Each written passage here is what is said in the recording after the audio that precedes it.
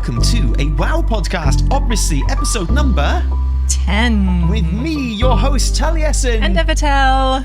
You can't see Evitel right now. Or is it Evitel? But it's, there you go, Or you're is it giving it someone away else? straight away. Well, I'm dressed in one of my best shirts right now. And what are you dressed in, Evie? Also one of my best shirts. Let's Two of find my out. best shirts. Ladies and gentlemen, welcome to the podcast! Hey! Evitel lost a bet, didn't you, Evie? What bet did you lose? Did Yeah, I? you did. I would never lose a bet. I would say you lost the bet probably more than any person has ever lost any bet ever, because there's still no real news about 10.26. No, there isn't. Had the reveal. I We still continue don't to know what it is. lose. I continue to lose. I lost a bet, that we would have any news about 10.2.6. We have, in theory, had some news. Yes, we've had which news is- that there will be no news. Yes. But quite enough of this. Let's take a look at you. The forfeit for losing the bet. Yes. And there will never be a day that goes by where I'm not glad that I didn't lose this bet. Is that the loser had to dress up in whatever clothes the winner decided. And I won, and I went through lots of choices. You did. And luckily for you, I settled on a pretty tame one, actually. But I'm glad I did, because Evie is here today as, I've got to say this right, because people get really angry if I say it wrong. And fair enough, because it's an important fantasy character. And apologies to everyone just listening to this on the podcast, but You're missing out. It is what it is. It's kind of your fault. Evie, who have you come as today? I have come as Still here, Vi indeed, looks fabulous. from Arcane, aka V, aka 6, according to Sally. But that's me. Sorry, I literally So this was there was more I could have done. I definitely could have done more, but I'm quite happy with the result. What do you think, Tally? I think you look amazing. Now, let me describe you using the Yes, words of the please. bard for those of you that For our can't audio watch this folks. right now. Obviously, you've got a very choppy red wig, I do. which makes you look incredibly like early 2000s gamer girl, honestly. Thank you. Yeah. Actually, I didn't. None of this was coming together, but the instant I put the wig on, I was like, Yeah, Yeah. I actually feel like you should be hosting a Dota tournament or something Yes. online. You're looking, I feel like a super gamer girl right now. or appearing in a Resident Evil movie, any of these things. And yeah, you've got your Vi tattoo, your 6 tattoo on your cheek, Except which it is says which is 4. actually, see, that was what? Did you put it on wrong? No, I put it on looking in the mirror. So I put it So on. you did put it on wrong. Oh no, Evie, we're gonna have to flip your screen. Oh no, you've No, come as I've come as 4, which is the poor 4. man's Vi. Yes. So here I am. I am Vi today. Feeling so pretty it was, good. it was the Vi tattoo, which is the thing that convinced me that this would be a good thing to get you to dress up as, right? So that I thought something with a facial tattoo Yeah. would be really, really cool. I didn't and have here time we to do are. the neck tattoo. What? I Dude, know. come on, man. I was so We could have excited. delayed the podcast. I What are you I even was doing gonna here? I was gonna get bandages to Yeah, put on well, my I wrists and actually, stuff. like, there are elements I'm that I'm reassessing this missing. cosplay. There are Why- elements that I'm missing, but it's purely because the builders were downstairs and the clock Why was couldn't ticking. you have done it with the builders downstairs? They've got a cheaper deal. What's the matter with and you? I was like, excuse me, I need to just. Well, just I feel like apply. the nose ring is looking pretty good as well. Thank you. so- This actually is. but I do feel a bit cheated if we're missing out on neck tattoos. Like when we bang afterwards, I feel like this is going to be. Excuse me? This Excuse is me? like I'm not getting the full package, right?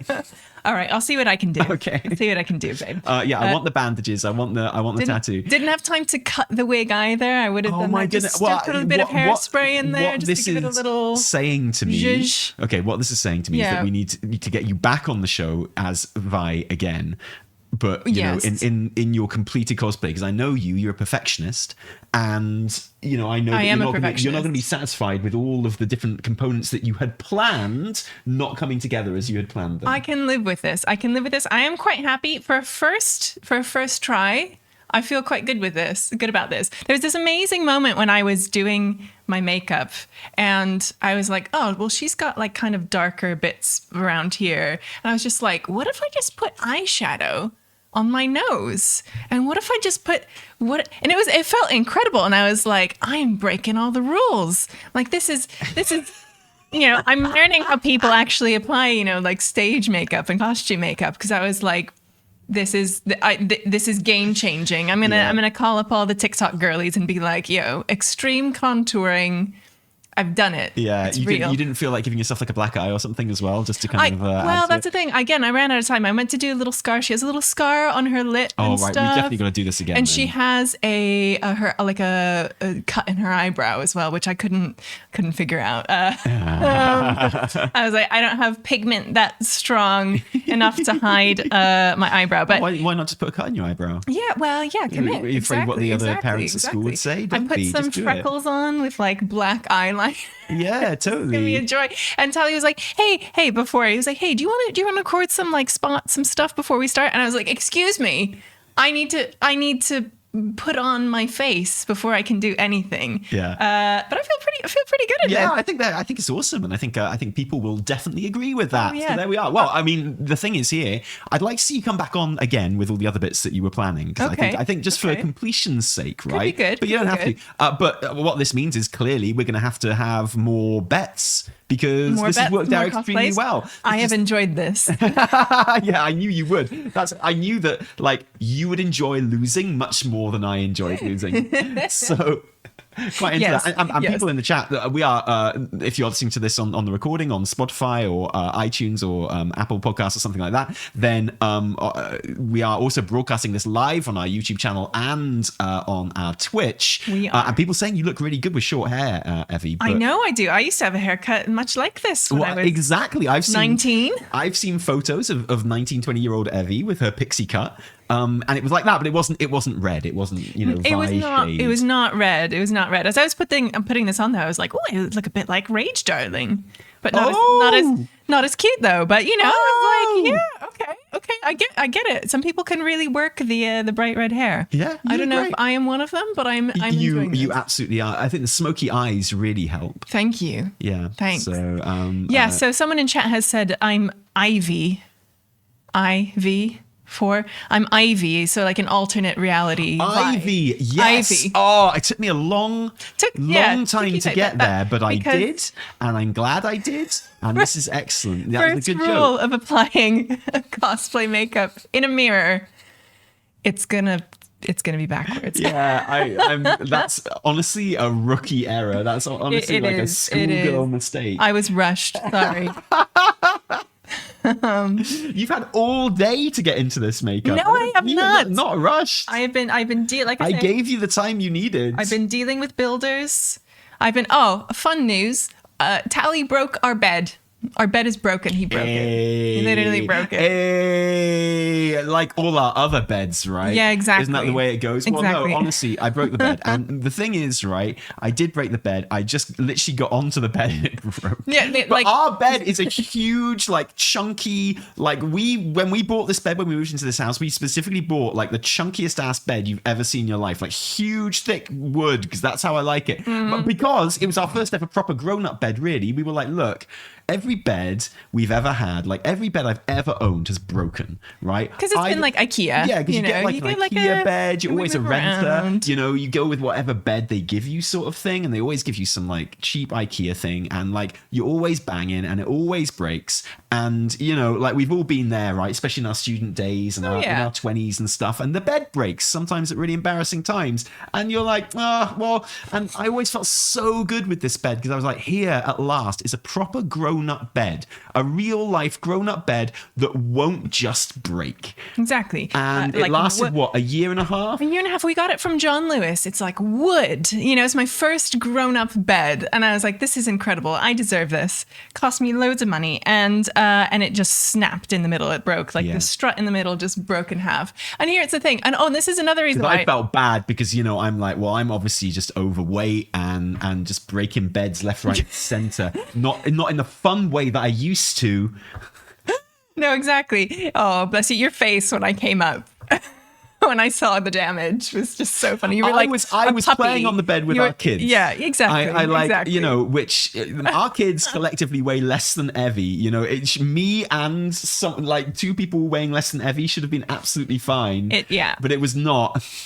But another reason why I didn't have quite enough time to finish this cosplay, because a gentleman from John Lewis called me back after I issued my complaint, seeing that many other people have had the same issue with this bed. And he called me back and he had a lovely Scottish accent. And I was like, this is so nice. I feel so taken care of. And he's like, I'm not going to do the accent. But he was like, It's the most trustworthy accent in the UK. It was. And you know what? I trusted him, and I shouldn't have, because he was like, I'm so sorry to hear this happen. That's terrible. Obviously, you don't want your bed breaking, but you are 6 months out of your 1-year warranty, so there is nothing we can do for you. And I was like, what? And I was like, and I was shocked to be told this, and I literally had to just say goodbye because I was so angry, and I was like, this is the first time hearing of this. Wow, yeah, so we can't exactly. just get a new. So we're screwed basically. Yeah, no, but I am going to fight it, because like a bed should last longer than 18 months. Do they know we're famous YouTubers? Do they know that we've got a podcast? We'll be like, wait, the John Lewis bed that we bought. Oh, and I yeah, exactly. And Wow, I was John like, Lewis, you're gonna have to pull your socks up, mate. This is not good enough. I know. You've got a week to sort this shit out. No, actually, you've got a day to sort this shit out. Otherwise, we're a John Lewis hate channel from now on. I don't care what's in 10.2.6. We're a John Lewis hate channel unless you sort this out. It's just like, it's not even about the warranty. I'm like, this is a like 600-pound bed. It doesn't weigh 600 pounds. That's how much Tally weighs, because he broke it. I'm kidding. Sorry. It's an expensive wood bed that I bought from John Lewis. I don't care about the 1-year warranty. I expect it to last more than 18 months. Yeah. I think this is like a bed for life. A legitimate consumer complaint. Yeah. Anyway. Like I would not leave you that bed in our will. It's trash. Yeah, I will be able to claim. It's not even our second best bed. We've got 3 beds in this house, and it ranks bottom of the pile because it's the only one that's broken. It's the worst. It sucks. Oh my goodness. If there was a WoW bed, maybe we'd have started talking about WoW this podcast. It's true, but exactly. maybe we should. We should. Yeah, exactly. We've got a lot to talk about today. You don't think we have, Evie, but we have. We've got plenty to talk about. We've got new books that are kind of sneaking their way onto Amazon that haven't been like officially released, like announced yet, but they're appearing and they're there. And I want to talk about that. Okay. We've got the Hearthstone announcement that we haven't had a chance to talk about yet, the Hearthstone event, because we didn't do a podcast last week. The first podcast that we've missed this year in February, and the reason we didn't do that was because our roof fell in, which is why we're talking to builders today. We had a hole in our roof. It's all fine. Watch the week preview, so everyone will know about that. We don't talk, as you know, we're laser focused on this show talking about World of Warcraft. We're not going to be talking about our real life problems. That's not what this show is about. So we're going to be talking about the Hearthstone event that got revealed as well, and all like the nice sort of data mined stuff that we have there. And of course, at the end, we'll be having our usual Q&A. So if you're watching on the YouTube live stream right now and you want to drop a super chat and ask us any question, or you want us to kind of talk about something at the end of the show, then please pop it in there. Rico, thank you for dropping one already. Aww. Dropping one sounds bad. I'm not going to say that again. It sounds a bit like a poo, and it's much nicer than that. It does, yeah. It's like a poo that I myself. What about sprinkling? Yeah, that sure, fine. Yeah, a sprinkling. A sprinkling of super chat. Absolutely. And one thing we're not, there's been a lot of controversy in the WoW community this week, mostly based around a very provocative YouTube thumbnail that declared that the War Within is dead. Oh. What? The War Within is dead. Whose thumbnail? Evitel. I'm not going to say because I don't want any shit. Okay. But there was a thumbnail and it was a reaction video for someone else's video. It was Bellular did the original video where they were just talking, like they do. They've got a podcast, but it looks much better than ours. Oh yeah, it's very slick. And because they've got like 1 million cameras all set up and it's really, really good. So that's cool. And they were talking about hero talents and what have you. And we've had a lot of hero talents released in the last couple of weeks. We ourselves had an interview with a couple of devs. It was lovely. Yep. And some people from the Priest Discord talking over the new Oracle talent tree, which is the one that's causing most of the controversy, to be honest. Ooh, but we've seen lots now. We've seen lots of different ones. And reactions have been mixed. It's fair to say. And like Bell and Matt were talking about that on their channel as they do, and a reaction video came out reacting to their little chat, and as far as I'm aware, the reactor, I guess Bell was the reactee, the reactor didn't actually say words to the effect of The War Within is Dead. Okay. But for some reason, the editors, when they put it together, just decided to call the video The War Within is Dead. And this has understandably, and it was a very, very popular content creator that did this. So obviously, it's got hundreds of thousands of views, more than WoW content from basically, anyone else. Right. So there's worry that worry that it's like a very unfair representation of what's actually in the video, so it doesn't serve the purpose of like a thumbnail, and then the added thing that it creates a false kind of image of the game and the community's reaction to the game to kind of the outside world and people that aren't really following or paying attention anymore. Yes. Okay. Interesting that this completely went over my head, that I haven't seen any of this. Maybe my Twitter feed is just so pruned. Yeah. Maybe it's because I'm just on Instagram. That reminds me, I've got to post a cute picture of myself in this costume. Oh my goodness, yes. What absolutely. else is it for? Wow. Okay. Wow. Anyway, and me in the background just looking incredibly happy. Just thrilled. So yeah, I mean, that's the controversy that's been happening kind of in the WoW community this week. Oh joy. I'll be honest with you, I'm not going to offer an opinion on this because my opinion on this is not informed because I haven't watched the reaction video in question. And I don't really want to. So, I feel like I had to bring it up just because it's what people are talking about, and it's lots of people have been bringing it up to me on stream and things like that. Sure thing. So, but that's the kind of the hot topic in the WoW community this week. What do you think about clickbait thumbnails? As you know, we would never have a clickbait thumbnail, so we can be very arch and superior about this, right? Of course. I mean, that's the one thing we often get maybe not accused of. Yeah, I would say accused of. I think there's still people who, particularly people who maybe are just scrolling through Wowhead and who see one of our thumbnails pop up and go, these guys hate the game. Why do you feature them on here? Why would you do this? Yeah, and it's true. Well, we had our weekly reset shared on Wowhead today. God bless them. Thank you so much. Wowhead. And my favorite thing about the weekly reset being shared on Wowhead is reading the comments, because literally no one who comments on the Wowhead article sharing our weekly reset ever watches the weekly reset. And fair enough. No, exactly. Why should they? Exactly. It's rubbish. I wouldn't watch it. I never do. That's why there's so many mistakes in it. I edit it with my eyes closed. I hate it. But the comments on it are always wild and just an absolute non-stop thrill ride. I absolutely love it. But from now on in, I think we will call all of our videos, stuff like War Within is Dead. Right. Or what is this trash fire? Yeah. Throw it out. Well, the thing... Throw it in the sea. You asked for my opinion on clickbait thumbnails. And I think... I never feel like what we do is well, it can be clickbaity, but I feel like we've been around for years now. We've been around for a while. Oh, tell me about it. A long time. How many beds have we broken in the 7 time years since this channel started? Yeah, exactly. Here's to more broken beds. Not expensive ones. Maybe like ones under warranty. Anyway, may we have many more of those in our future.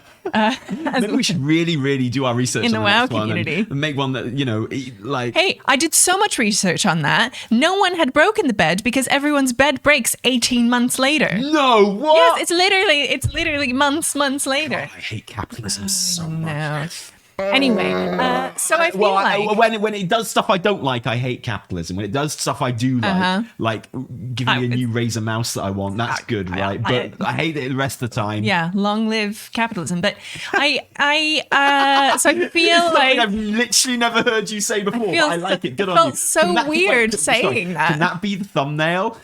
Right, thumbnail for this video. You as Vi, but please take off the jacket and the top, and we'll have you just in your bra.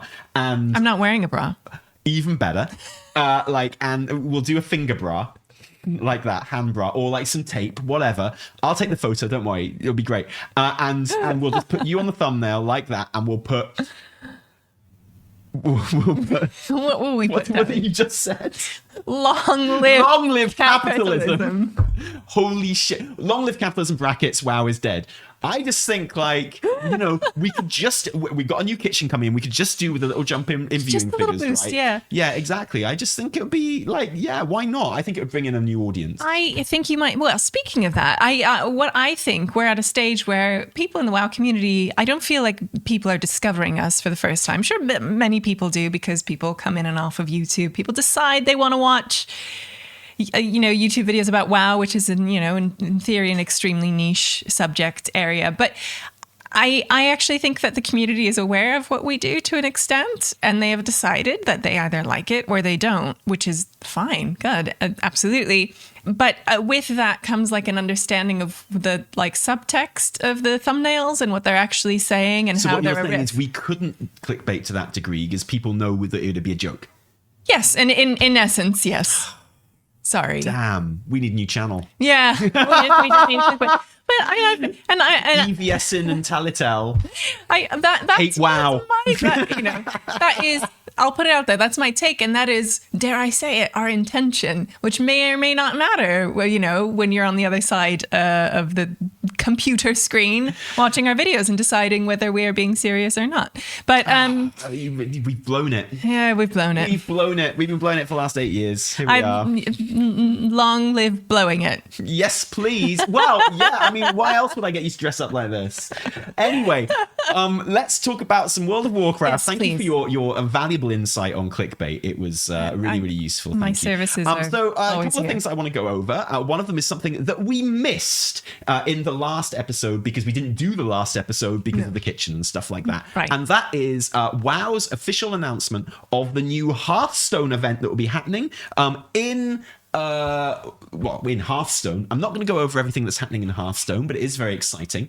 But there is also a WoW crossover, as expected, like there was when Hearthstone launched. Now, Right. the brilliant thing about this is like the 10-year anniversary of Hearthstone. Yeah, it's been around for a long time. And we hadn't started the channel when Hearthstone launched, but we had met, because we met in 2012, and we had started playing WoW together at this point. So we'd leveled up together and we were like properly playing WoW together at this time when Hearthstone launched. And of course, Hearthstone did have a WoW crossover event when it launched as well. And doing that Hearthstone crossover event is one of my earliest and happiest memories of our time in WoW together. Yeah. Not the earliest memory, because the earliest one is you kind of like using me like disgustingly to get your recruit a friend mount. Yes, which tragically has been lost to time, which I cannot wait until it comes back on the trading post. Yeah, I guess it will, won't it? Dear Blizz, please put Heart of the Nightwing on the trading post. Oh, it was Heart of the Nightwing, of course I will it give was. you anything. Yeah, it is my totally. favorite mount. It's on my US account, and I will never have it on my EU account. You leveled up with me as a R.I.P. rogue. Gosh, You? yeah. Or something, because you already had your hunter and you needed to level ridiculous. up with me. So and it's lots of time, of course, because you play on the EU now instead of the NA account that we were both playing on at the time. Of course. So that's why. But yeah, and then I remember when Hearthstone launched and we both installed Hearthstone. We both went into Hearthstone.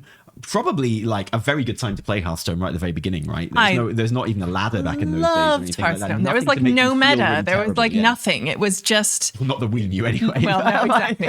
It was so pure back then, just pure anger and rage when you lost games. But yeah, and you got the Hearthstone steed, the Hearth steed, right? yes. Which is like a blue glowy kind of mount. And it was one of the, like at the time when I just started back in the game again and I'd started a new account to play with you, it was pretty much the best mount that I had, to be honest. So a pretty free cool. banging mount like that at the time was like, whoa, yeah, happy days. And I enjoyed my time in Hearthstone, but I got my mount and I uninstalled it and I never played it again. But you did, didn't you? I did. Yeah, I did play Hearthstone. Yeah, it was like your game for a while. It was because I could play it on well, eventually I could play I played on my iPad at some point. God, do you remember iPads? Yeah. Do you remember? No, but do you remember when people who like didn't have a professional interest in like drawing or something like that Oh, would yeah, just yeah. get iPads because you were like, this is useful. People still get I'll take iPads. notes on I'm it. certain of it. I know they do. I know they do, but phones now are so Oh, versatile you're right. and Actually, big. yeah, that my phone is phones- about 20 times the size. Exactly. Phones have supplanted iPads, to some degree. But yeah, I remember I would play Hearthstone on my iPad on the sofa, which was a joy. And I loved playing it. Though I did have to stop and like put it away every now and then because You get incredibly angry. I at would it. get so angry if I lost. And because it's so reactive and quick, you're like, oh, I lost, I'm going to do it again. I lost, I'm going to do it again. So I remember when we were on the bus one day when Hearthstone had just come out, and we were so excited because we saw a guy sitting in front of us playing Hearthstone on his phone, and like I'd literally never seen anyone play Hearthstone on their phone before. I was like, he's playing Hearthstone. It was like an actual thing. it was pretty awesome. It was pretty good. When was the last time you played Hearthstone? Maybe 5 years ago. Did you enjoy it? But clearly not, right? Well, Or no, like- and I remember dipping in and being like, oops, now I have to buy all these card packs because I don't have any of the cards required and like the meta. I feel like there is a big barrier to entry now these days. You're coming back. Yeah. So I haven't really touched it. I think I dipped into like some of the new formats. But again, I just stopped really. So I haven't played it properly in ages, but I still have a lot of love for it. Yeah. Oh, good. Well, I do. I'm glad to hear you say that because you do. need to install it again if you want to go in there and get these in-game rewards. Because one of the in-game rewards is going to be. Let me just put it like this. One of the in-game rewards that you'll be able to get is the new Hearthsteed, which I think is quite fitting for the 10-year fiery anniversary. Hearthsteed, Honestly, very nice. just logging in to Hearthstone will get you the fiery Hearthsteed. Literally just logging in. Literally just logging in. Okay, fine, I'm in. On your account will get you the fiery Hearthsteed. So there you are. Incredible. There it is. It's exactly the same as the old Hearthsteed, but it's fiery now. It's got fire now. I like the fire. Like most Hearthstone players, it has got older and angrier and more bitter. Simmering. Yeah, over time. It started off, it was a beautiful blue, relaxing, just out for a fun time, Yeah. And now just hates everything, just rage, it's simmering up inside him all the time. So that's what that is. But I will definitely get that. I'll happily install Hearthstone too. Is it big, Hearthstone? Is it like a big file? It's pretty chunky. My FIFA mods take up quite a lot of space on the PC right now. Put it on your phone, babe. Okay, yeah. That's I'll what do it's that. for. Yeah. I'll put it on my phone, but then I might actually. Oh God, yeah, okay. Then you might actually play. That's the danger. and I don't want that. Although I've seen that. Well, maybe I will because there's lots of cool crossover stuff happening here. The Hearthsteed. Do you like it? Do you like the fiery Hearthsteed? It's fine. I like it. I'll log in and I Fine will get doesn't it. sound like a massive sell. I mean, Abby. I'm very Fine isn't rarely- like it's not exactly like what would Vi say? How would Vi feel about it? It's fine.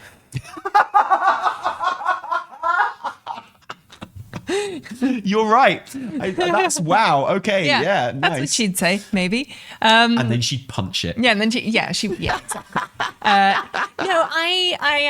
I like it. It looks exactly the same as the one that came out 10 years ago. To the extent that even though it's a very different color, It's like honestly, identical. I needed it pointed out to me that it was a different one. Yeah, I mean, I think it looks cool. Yeah, get on there with your dark iron dwarf. Like, ride that molten pony. Oh, wow! At last, something Right? for the Dark Iron Dwarves. Right, yeah, And whatever the new dwarves are in War Within, which I'm so excited about. Very excited yes, about them. very. Every night before I go to sleep, they're the last thing I think of, and they're the first thing I think of them to try and put me to sleep because I've got insomnia. God.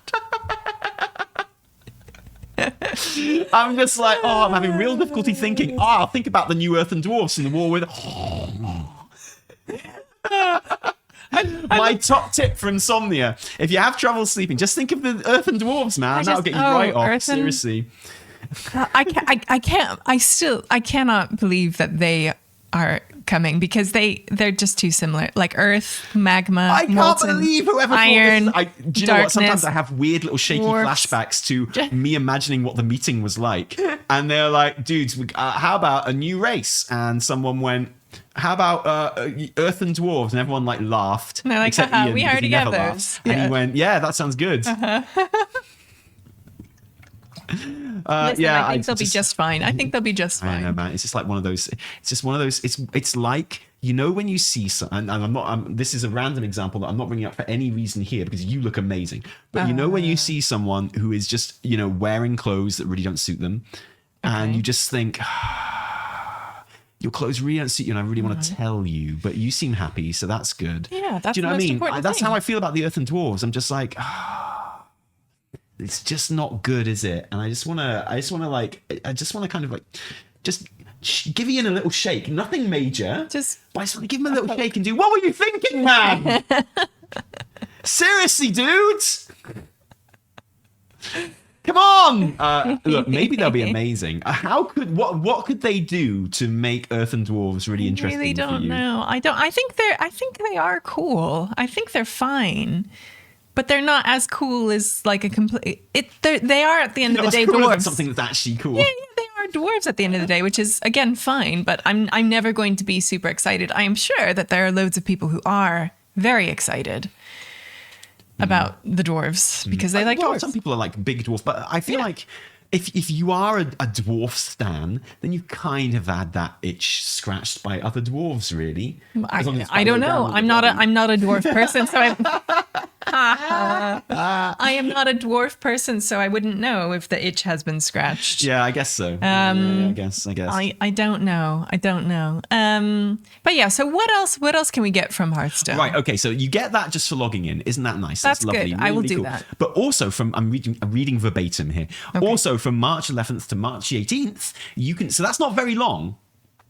No. And I think that the time that you've got to log in is even less to get the Hearthstone. I think it's like the 11th to the 14th, unless I'm mistaken. Wow, okay. So you don't have long. You have to get in there pretty quick. So if you're on holiday or something, unlucky, like bad luck.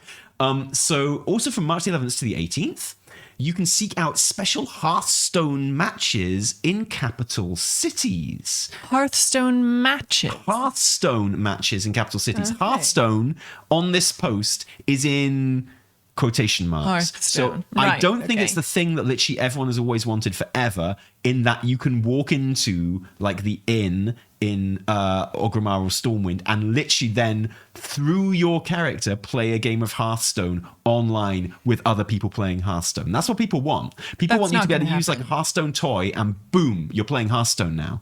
And it's your character playing it in WoW. That's what people want. Mm-hmm.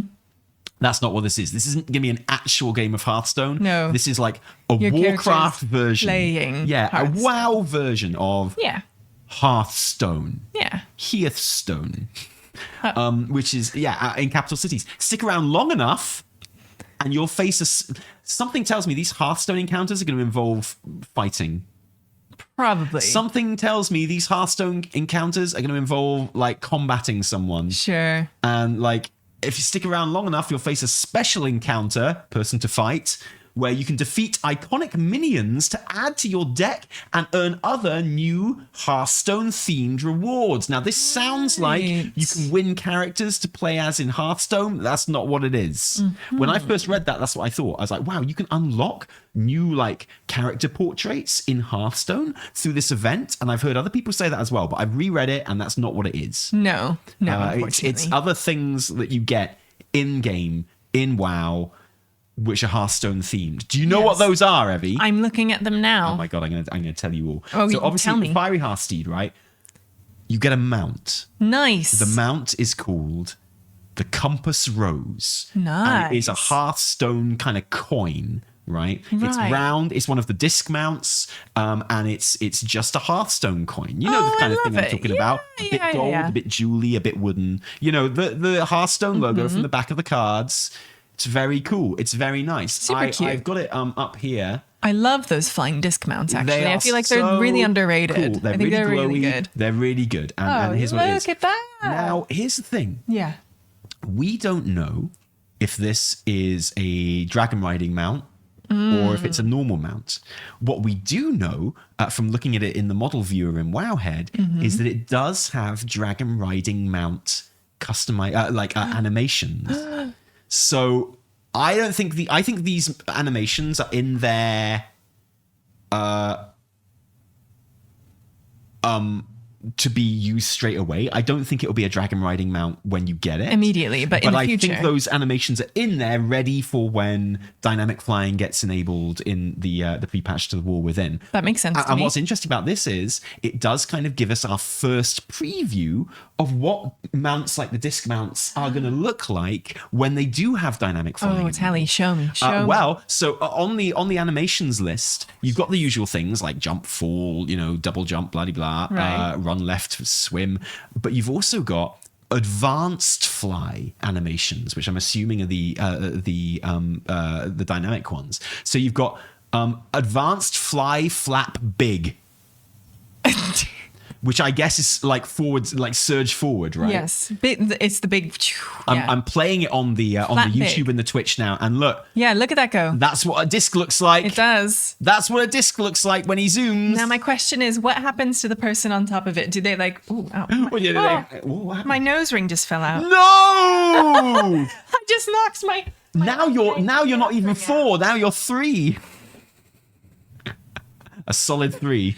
Oh, thanks, babe.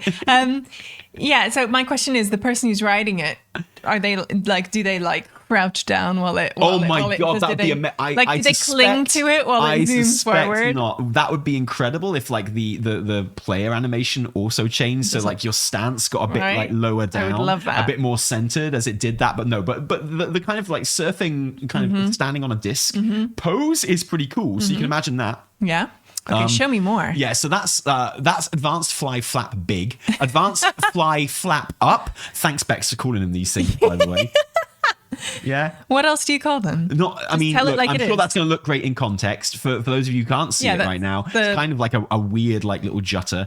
But the thing I'm really interested about, advanced fly forward glide. Yeah, as you can imagine, just kind of looks like the normal animation. The one that I think everyone wants to see, right, is advanced fly roll. Oh yes, that's what I'm here for. Yeah, this is the challenging one for the discs, I'd imagine. Yes. It just goes around in a circle. Woo! Yeah. So and like you're gonna be riding it like a surfboard, and you're gonna do a little loop de loop. Oh, that's adorable. It's gonna be so much fun. The loop de loop is actually bigger than I thought it was going to be. Yeah, it's huge. I expecting imagined it to be a much turning tighter on like a roll. little axis, like just like this, exactly. but it goes all. That's quite fun. It's a huge I love loop. that. So yeah, when you do the roll on your dragon, it's an incredibly tight loop, isn't it? You literally just spin around essentially on the spot. But they obviously thought that looked a bit stupid for a disc for some reason. So they've put the circle out much wider, and it's a proper loop de loop. I wonder how that's going to work. I wonder how that's going to look. And then of course we've got the mount special as well. Where is that mount special? Here it is. And it just kind of it's kind of like almost like a figure of 8, I think, in the air that it does. Kind of loops upwards and does a little figure of 8. Lovely. That's really nice. Very nice. Maybe that's like tracing the Hearthstone kind of badge thing it's doing. Love that. Oh, I think that is what it's doing. Fantastic. Hey, these look great. Yeah, doesn't it look good? Yeah. So there's your first little glimpse of what disc mounts will look like when they have dynamic flying enabled. You gonna put your disc priest on there? I can't even answer that. I mean, it's a disc mount after all. I gotta, I would assume that's what they're for, right? I think Vi would punch you in the face. Well, good thing I'm not Vi. Good thing I'm 4 today. Just as well, you're Eve. Ivy. So yeah, that's the Compass Rose mount, and I think that's like that's the best mount, right? Pretty cool. And then there's a companion, a pet called Sarge, who's a little white mouse. Oh, he's cute. And like his flavor text is he is the little when he's not companion. hanging out with Hearthstone brew or winning competitions at the tavern. Remember I said that, we're going to come back to it later. Sarge loves to stow away in the backpacks of visiting adventurers. He's so there's cute. a 36 slot collector's carry-all bag. Is that Sweet. a backpack as well? Does it appear as a backpack? Probably not. No, just a bag. It's just a bag. A 36 slot bag. Happy days. There is the okay. Now we're getting some other really good stuff. Yeah. There's some very cool transmog that comes with this as well, including Reno's hat. Wow. Which is like a sort of an Indiana Jones style hat, but it's got like a Hearthstone diamond on the front, and it's got a couple of Hearthstone cards tucked into the brim. I love that. Like a kind of an old school kind of reporter's badge in the brim. Yeah. But it's Hearthstone cards instead. Super Very cute. cool.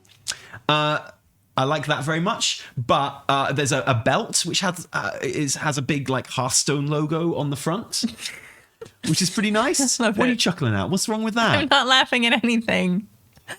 I'm not laughing at anything. What is it? I'm sorry. May I go on a very, very quick tangent? Yes. May I go on Even though we are laser 30-second focused on this tangent? show. Are you spoiling our laser focus? Is that what you're doing? Yeah, sorry, it's ruined.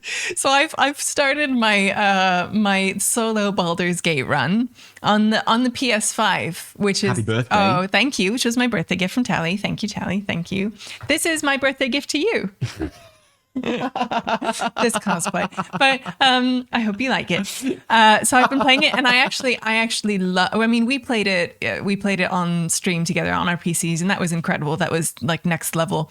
But I also love the vibe of playing Baldur's Gate 3 on my sofa on a big TV, like with a controller, because it feels more RPG. It feels amazing. Anyway. I'm loving it.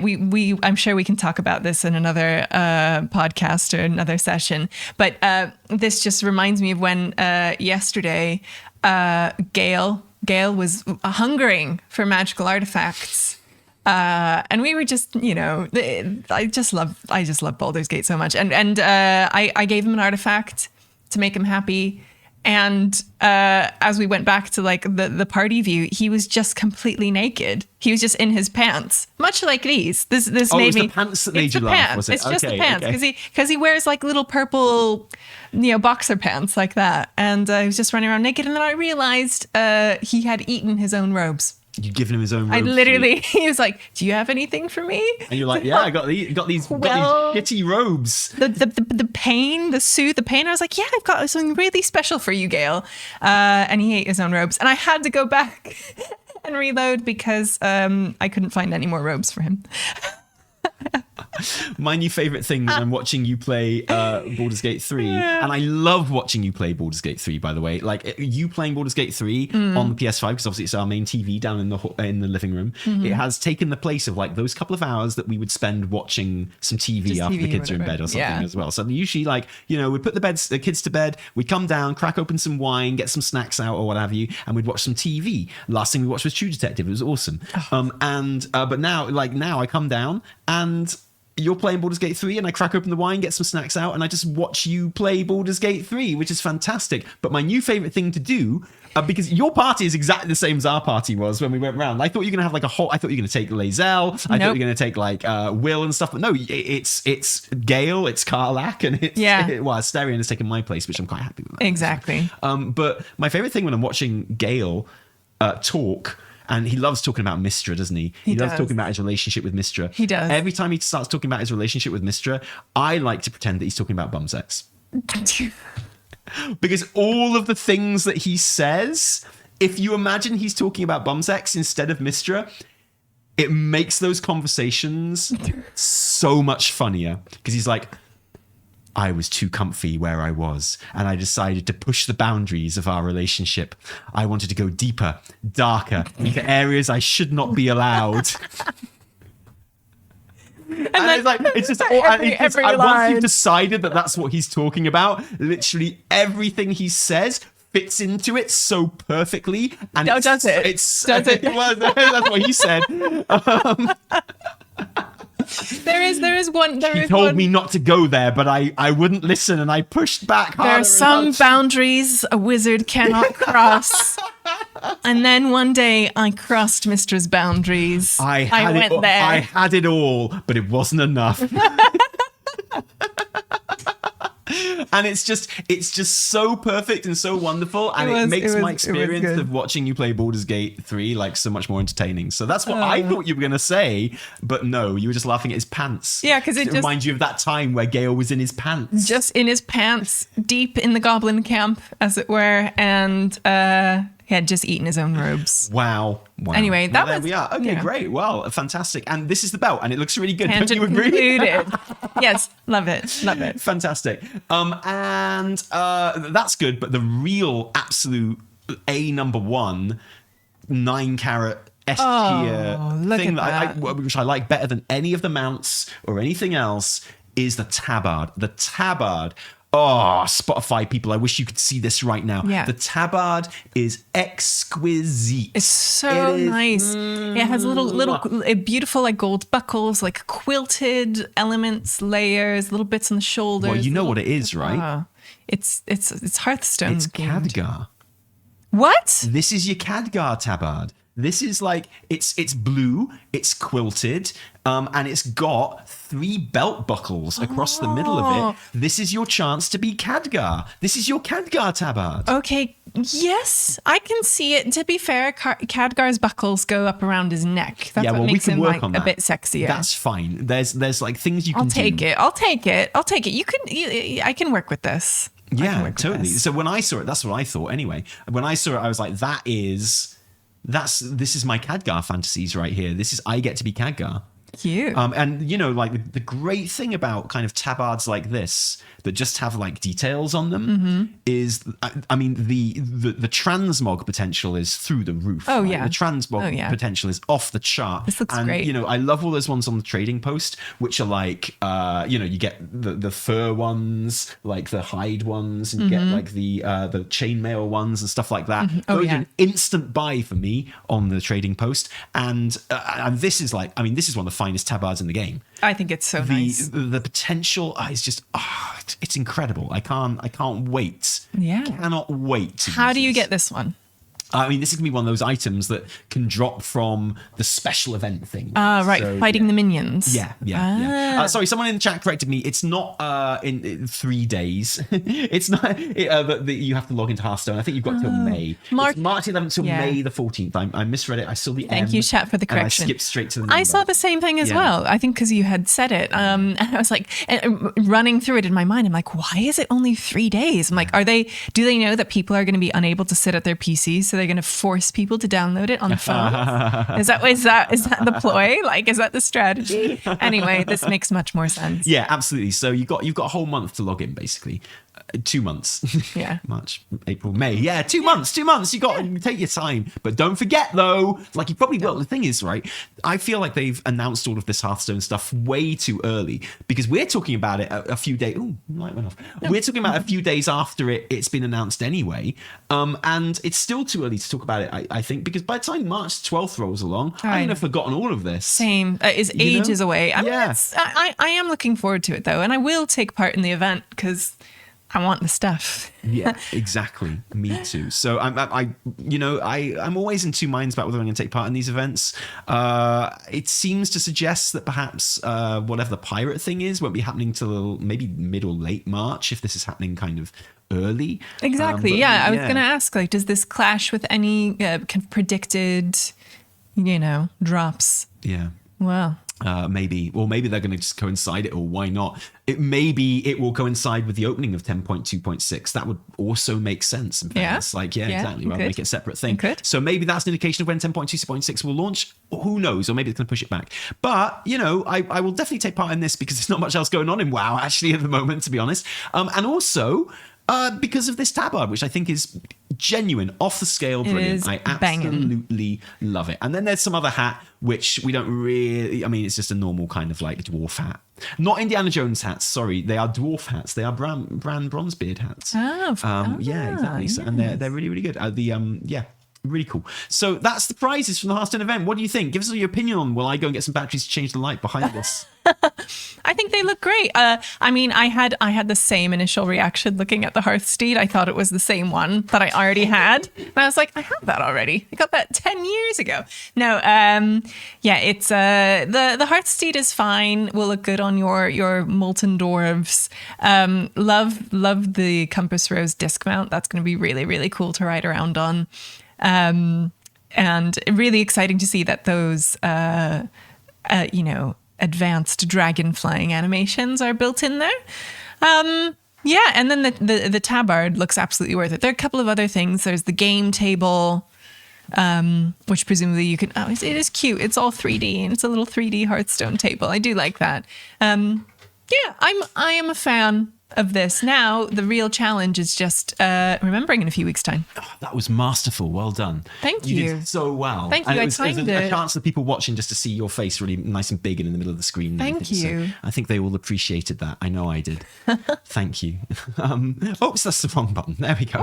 Hey, there we are. So yeah, I love it. Really, really cool. Looking forward to that. And there's another exciting thing about this as well. Obviously, something that was mentioned in the Sarge flavor text. The little kind of the mouse is like the Lunar New Year mouse mount, but a little pet version of that. So white, very cute looking. He's adorable. Another example of the Disneyfication of WoW. If you ask me, but there we go. He's the little character in the Hearthstone cinematics. He is the Disney-fied mouse. Yeah, mouse. Yes, love it. So anyway, but his flavor text is when he's not hanging out with Hearthstone Brew or winning competitions at the tavern. The tavern. Now let me ask you something, Evitel. Do you remember BFA? Yes. You remember it? Well done. Is this a trick question? No. You probably don't remember this, but way, way back in BFA, there was something added to the data which has never, ever found its way into the game. Okay. Do you remember what that was? I'm going to need some more hints. It was a Hearthstone tavern. There is a whole building which exists in a little pocket dimension. It's contested territory. In there in the data, which means you can fight in there. Nice. Between Horde and Alliance, right? Essential. Yeah, absolutely. And it's huge. It's like bigger than the main garrison building in WoD, and it was added there, and it's like super detailed. And it's got a load of Hearthstone tables with Hearthstone boards in the middle of it, and it's kind of like an inn. Kind of tavern-y kind of place, kind of a human style inn or tavern, really. And it's got like, chandeliers, it's got things on the wall, it's got a huge fireplace on one wall. And yeah, it's got like bookcases with little knickknacks on. There's loads of little references all over the place for it. Let me just pop that on the screen. Yeah, sorry. I thought it was. And this has been in the data literally since BFA.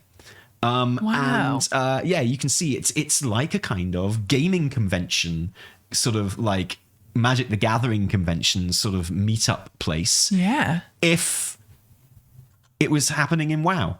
Mr. GM has got a really, really good video on it as well, which I think I'm just going to find real quick. And we can have a look at that. Maybe there's... yes. Okay. But this has been there in the data for the whole time. So I guess what I'm asking is, do you think we will finally see that in game? It would seem to make sense, right? It does make sense. I mean, is it just, is that flavor text just a reference to like what he does, Well, yeah, in obviously right? it makes, of course, like it could be, but if we hadn't data mined a Hearthstone inn, right, or tavern, 4 years ago or whatever, I'd say probably best to be cautious, right? But the fact is, it's here. So this is Mr. GM's video, Hearthstone Tavern in WoW! Exclamation mark, question mark, map exploration, patch 8.25, Battle for Azeroth, and he was like, I can't wait till this comes in the game in 8.25. And so like you've got loads of stuff going on here. You've got like all these shelves, and they have like loads of little toys, knickknacks, and references and stuff going on the walls. So it's an incredibly detailed space, and it's so detailed, and so much work has been put into it that people were talking about it when it hit the data. It was like clearly this is going to happen next patch. Everyone thought it was going to hit the patch hit the game in 8.2.5 because that's the PCR that it appeared in, and obviously we've seen hide nor hair of it. I think now might be the time. You think so? Yeah, because what was the text that the reveal had? It said take part in Hearthstone matches in taverns throughout capital cities. So I think there is going to be a portal in capital cities that takes you to this Hearthstone tavern, and this is where it's going to take place. I think this is the staging area for the Hearthstone kind of thing. Nice. And you'll put in, it'll be like a time rift sort of thing. You'll go in and you'll all be in there, and it just makes sense, right? Yeah. I think we'll finally get to enjoy this in game. And they just decided to, make it 4 years ago or whatever. Yeah, and that's the toy you get. That's the Hearthstone toy. But Exactly. It's really cool, isn't it? And it is packed with stuff. It's like it's got different little rooms in it and stuff. And I love it. It's just a really cool place to hang out. I mean, it's massive. It's huge. It is really it's big. Clearly designed for a number of people to be in there, right, at any one time, doing their thing. And it's fantastic. Oh, I mean, this has to be it. Totally. And you know what? It's probably much more detailed. They've had 4 years to work on this. Yeah. Well, I was going to say you're no longer going to get sexy lady paintings in there, are you? Well, what? There was a. Was there a sexy lady There was. But it wasn't a revealing sexy lady. Well, no, painting. but it was suggestive. It was just a pretty lady. No, not that one. It's a little not girl. the child. No, there's literally a kind of not reclining, a seated lady. Oh, really? I think I missed that one. Really? I feel like you would have. Yeah. Okay, where it was. I've only got eyes for Vi right now. So I mean, or as some people in chat are saying, Lilith from Borderlands. Oh, really? Yeah. Do you know what? Yeah. Oh, yeah. I see the one you're talking about. Oh, yeah. Actually, she's kind of naked and she's looking back over her shoulder. Yes, that's it. Very very True Detective season 1 opening credits. That one. Yeah. Right there she is. Yeah, very there coquettish. Yeah. I don't think she's. Mr. GM did not linger on that in his video. Yeah. Probably didn't want any accusations, so it's we've got to be quite smart with our pausing. Yeah, there it is. Yeah, there she is. Yeah, it is a bit sexy, isn't it? I like sexy pictures, though. I know you do, darling. The thing is, now the people that did, now the bad people are gone. Right? Are we're allowed to have sexy pictures back again? Because it wasn't so much the sexy things. No, it was the more the bad intention. people that put those particular sexy things in. I think we kind of know that now, right? Yeah. So, I don't know. Let's put more sexy things back in, right? I love the sexy things. Why not? Are you all human? Why not? Someone in chat is asking, is this player housing? No. I don't think so. But it's the butterfly meme. Is this player really housing? Cool to have, we all assumed this was going to be like a permanent addition to the game, and we just be able to wander in there, do some RP, and just exist in a cool building, right? And that would be really nice. So if this does appear for the Hearthstone event, and I'm convinced it will, I would be amazed if this it our didn't. next? Should we make a bet? Ooh. Should we make a bet? Yes. Is this? Well, the thing is, I also think this is going to show up, so maybe this is not a good bet.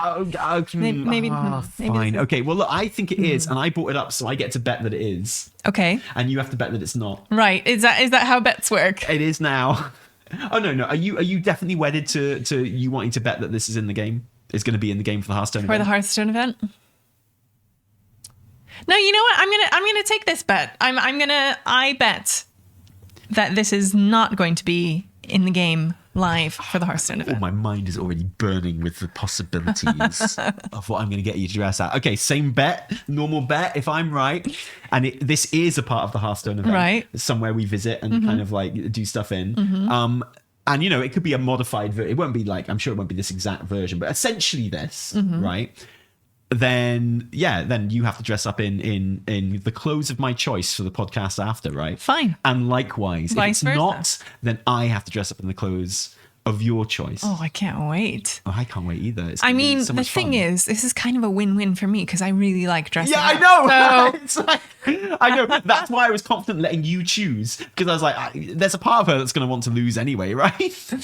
Oh, bet him that it's not temporary. Oh. No, the bet's been made. Sorry. I mean, we can do another bet as well if you want, but I mean, the bet is there. It's in stone. It's on the internet. You can't take it back. It's there forever. I ain't taking this VOD down. No way. We need the clicks. Okay, fine. Okay, there's the bet, has right? been made. If this does find its way into the game for the Hearthstone event, then I win, and if it doesn't, then you win. Yeah. If I win, also cheers, not Mez for the raid. If I win, you will have to wear Gale's magical pants. And that's nothing it. else. Oh, okay. And a staff. I'm not sure and a quarter on staff. Twitch, but and, okay. And a quarter staff. And well, you know it. And a quarterstaff. Wait, well, don't spoil it. I'll give you time to. You're going to have plenty of time to think about it before I lose one of these bets. Don't worry. So, okay, yeah, fantastic. It's agreed. It's agreed. So, yeah, if you want to see more of the Hearthstone thing before it's put into the game in the Hearthstone event, go and check out Mr. GM's video. It's called Hearthstone Tavern in WoW! Nice. Exclamation mark, question mark, map exclamation. It's from 4 years ago, and it's been in the data since then. So that's the thing that I'm really excited about, is the idea that might finally find its way into the game. It is promising. Yeah. Yeah. And the other thing I'm most excited about is the tabbard, which I'm honestly like, I feel like I can't adequately express to you how excited I am about that tabbard. It's absolutely incredible. It's nice. It's nice. And I just got a haircut today, exactly. So I'm not really. So did I. Set for Gale. I will have to kind of look into my 80s. Ooh, I'll have to get you a little wig options. Yeah. Oh, don't So get that me is the excited. Hearthstone event in WoW. Happy days. There it is. Do you think it would get you? Is it going to get your claw when you log in to get your mount? Yeah. Do you think it might get its claws back into you and hook you in and sort of pull you back into the Hearthstone ways? You know, it might, because I am much more, I guess, open to just like on the go mobile games now. Because despite the fact that I'm actually not on the go as much, I am just walking around the house with my phone a lot more, with like 30 seconds in between children demanding things of me. So I feel like I might give it a spin. On my phone, absolutely. Can I play it on PS5? I don't think you can. Maybe you can now. Oh no, I guess it's gonna go on Game Pass now. Oh, right. right. Yeah, I guess not. Oh, we got the wrong one. We got the wrong system. Damn. I have played a little bit of the PS5 as well. I sneakily download. Well, obviously for me, it's all about Bloodborne. You know, being able to play Bloodborne on there in the living room. But I can't play that when the kids are up, obviously, because it's a bit scary for them. Yeah. And what have you. So okay, but Annie did ask if you could watch some Spider-Man the other day, and I was like, "Ooh, the perfect opportunity." So I put Spider-Man 2 on the PS5 and started playing that, and I was like, "Hee, two birds with one stone." Yeah. The boy is happy because he's watching some Spider-Man. I'm happy because I'm playing some Spider-Man 2. And there was a shitting power cut. Oh yeah, A literal power cut. I got to sit down on the PS5, and I have no rights over the PS5. It's yours. It's your present. But no, you weren't doing it. And I was sitting down, and I was like, "Ooh, finally got my dirty mitts on the PS5, playing some Spider-Man. This is also counts as childcare. This is like a great day." And then there was a literal power cut. All the lights went out, all through our village, actually. Yeah. It was kind of wild. It was all cut. Yeah. So that was some universal force telling me I was not allowed to play on the PS5. So that's it. That's right. Only WoW for me keep from your now mitts on off for a it. change. Yeah. Okay, so that's the Hearthstone event. The other thing I wanted to talk about in this episode in terms of WoW were some books that have appeared on Amazon. Yes.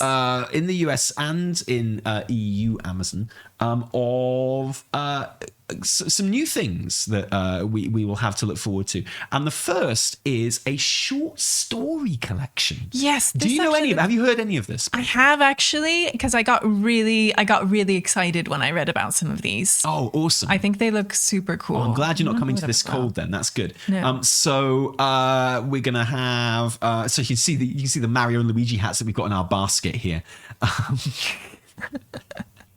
It's what it is, there is right? a birthday coming. Yeah. So we have the Voices Within short story collection. Yes. What do you think of that, eh? The Voices Within. Yeah. So it's got a short story collection kind of building up to the events of The War Within, right? Enhance your experience of The War Within. I like how they're making this sound like a collector's edition, a special edition like game version to buy, right? Enhance your experience of The War Within, the first expansion in World of Warcraft's World Soul Saga, with this immersive short story anthology featuring an all-star cast of best-selling award-winning authors. Lovely. From deep beneath the surface of Azeroth, a mysterious voice cries out for heroes. But before these brave souls heed the call, they must answer to their own voices within. It's good branding, You I like guess. that? Yeah. Anduin's, these are the different stories, right? Yeah. Anduin's wanderings at last lead him to the solitude he seeks, until his peace is shattered in a heart-rending tale by, guess who wrote that one, Anduin? Christy Golden.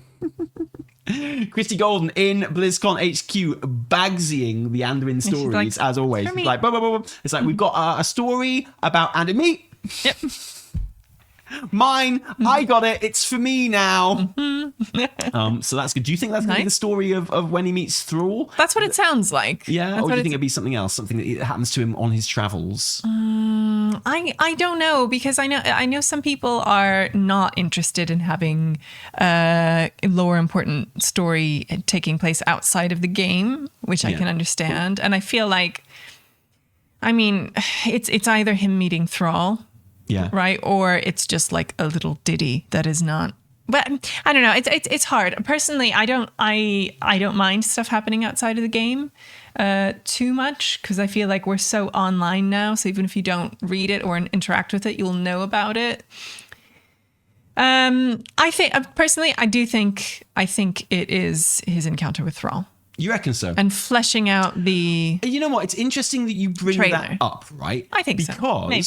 Because for me, that is a debate that happens like all the time, right? Mm-hmm. It's like, is this detracting from the story in the game? Is this story that should be in the game that's finding its way to a novel or something instead, right? Mm-hmm. And for me, short story collection is like the perfect halfway, because that is a problem with a novel, right? You have a fully fledged novel. Oh yeah. It's like you want important characters in there, and you want it to be relevant to the game that's coming up, right? So you want it to be a good story to hear about and to read, but also you don't want it to be something that you have to have read to understand the story of the expansion. And that's difficult when you've got a full-blown novel, right? Because like big events have to happen. A short story collection, I feel, is like a much smaller thing, like a much more personal thing, and I think that's I think that's kind of important. It makes a lot more sense in terms of format. Also, if there are characters that you care about, you'll read the stories probably, and characters that you're less interested, you probably won't read the stories. Exactly. So if you like it because it gives you the opportunity to skip. No, I like it because it gives other people the opportunity to skip. I like that it gives people choice and agency, right? And they're like, yeah, this is just a bit of flavor. Yeah.